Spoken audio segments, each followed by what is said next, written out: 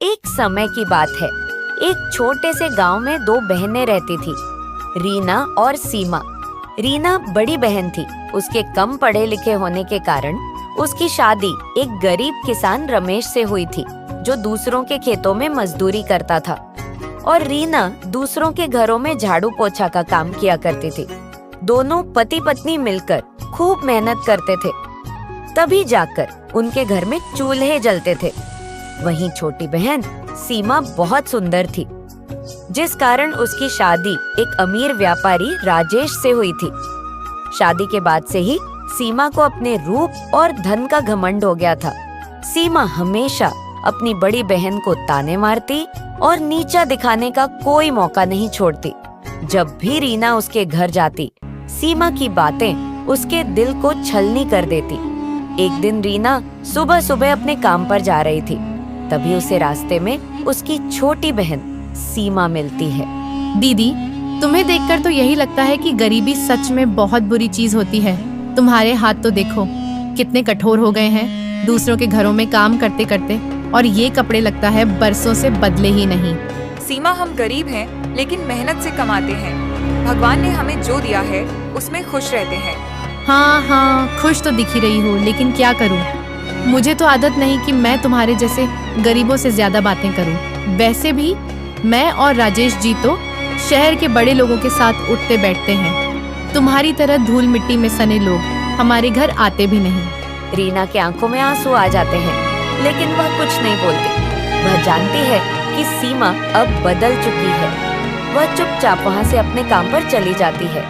समय बीतता गया। एक दिन रीना के पति रमेश की तबीयत अचानक बहुत खराब हो गई। कई दिनों तक इलाज कराने के बाद घर की सारी जमा पूंजी खत्म हो गई। अब रीना के पास खाने तक के पैसे नहीं बचे। रात के समय रीना अपने पति के पास बैठी है, जो खाट पर लेटे कराह रहे हैं। रीना, अब तो लगता है मैं ज्यादा दिन नहीं बचूंगा।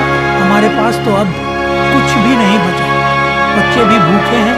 रमेश, ऐसा मत कहो, मैं कुछ न कुछ इंतजाम कर लूंगी। मैं अपनी छोटी बहन से पैसे मांगने जाऊंगी।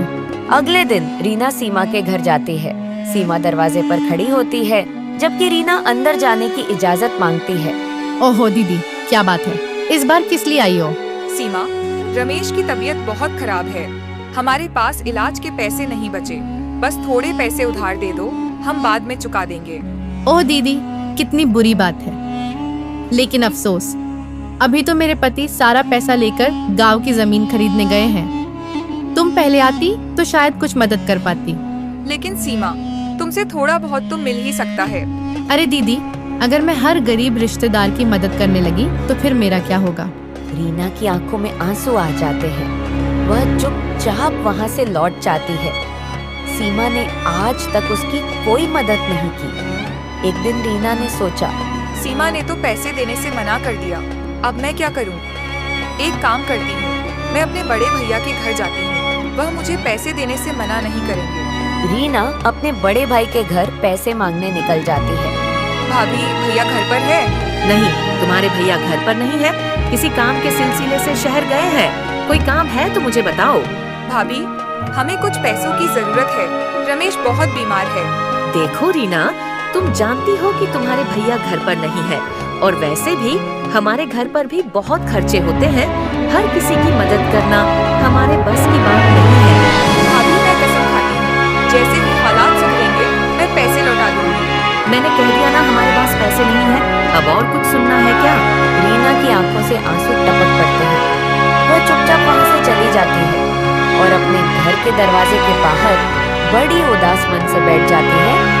उसे कुछ समझ नहीं आता कि वह क्या करे। गर्मियों की दोपहर लू के ठपेड़े चल रहे थी। गांव की गलियों में धूल उड़ रही थी। तभी एक बूढ़े साधु बाबा हाथ में भिक्षा पात्र लिए गांव में प्रवेश करते हैं। उनकी चेहरे पर तेज था, पर उनकी हालत देखकर लग रहा था कि वह कई दिनों से भूखे हैं। सबसे पहले वह सीमा की हवेली के दरवाजे पर पहुंचते हैं। कुछ भिक्षा दे दो, कई दिनों से भूखा हूँ। चले आते हैं भिखारी कहीं से भी, ये हवेली कोई दानशाला नहीं है। चलो भागो यहाँ से। साधु बाबा कुछ क्षण खड़े रहते हैं, फिर निराश होकर वहाँ से आगे बढ़ जाते हैं। वह धीरे धीरे चलते हुए रीना की झोपड़ी के सामने पहुंचते हैं। बेटी कुछ खाने को मिलेगा।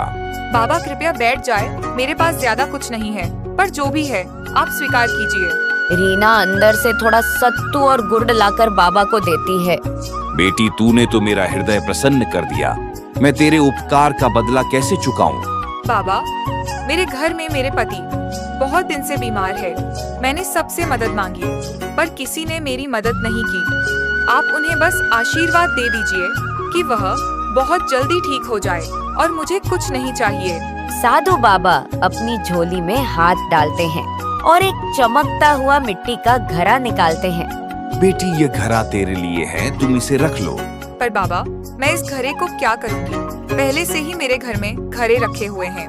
बेटी यह ऐसे वैसे घड़े नहीं है, तुम्हारे घर में घुसते ही तुम्हारे हर दुख को दूर कर देगा और इस घड़े में से जो भी निकलेगा वह तुम्हारे कर्मों का फल होगा। इतना कहकर वह साधु बाबा वहाँ से गायब हो जाते हैं और रीना खुशी खुशी घड़े को लेकर अपने कमरे में आ जाती है। कमरे में आते ही साथ रमेश की तबीयत बिल्कुल पहले की तरह ठीक हो जाती है। अरे रीना, अभी मेरी तबीयत बिल्कुल ठीक लग रही है। कुछ देर पहले ही मुझे बिस्तर से उठने का बिल्कुल भी मन नहीं कर रहा था। अब देखो, मैं तुम्हारे सामने खड़ा हो गया हूँ। हाँ रमेश, तुम बिल्कुल ठीक हो गए हो। अभी एक साधु बाबा आए थे और कह रहे थे यह घड़ा तुम्हारे घर में घुसते ही तुम्हारे कष्ट दूर हो जाएंगे और इसमें से जो कुछ भी निकलेगा वह तुम्हारे कर्मों का फल होगा।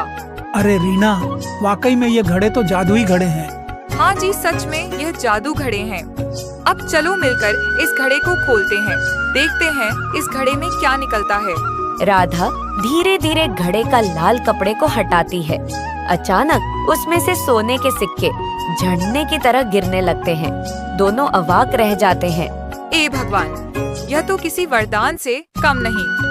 ए जी, वह बाबा भगवान के रूप में आए थे। यह देखिए, हमारे कर्मों का फल देकर गए हैं। अब यह सोने के सिक्के से हम कोई अच्छा काम करेंगे। लेकिन रीना बहुत समझदार थी।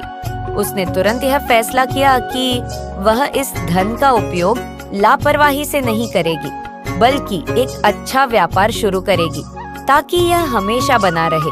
हाँ रीना, अभी गर्मी का मौसम है, तो इस मौसम में हम छाछ, नींबू पानी, शरबत बेचने का कारोबार करेंगे। इस मौसम में हमारा कारोबार अच्छा चलेगा। रीना ने कुछ सिक्के लिए और सबसे पहले गांव के एक व्यापारी से अच्छी गुणवत्ता का दूध और छाछ खरीदने के लिए गई। सेठ जी, मैं कुछ पैसे लगाकर अच्छी छाछ और दूध बेचना चाहती हूँ। क्या आप मेरी मदद करेंगे?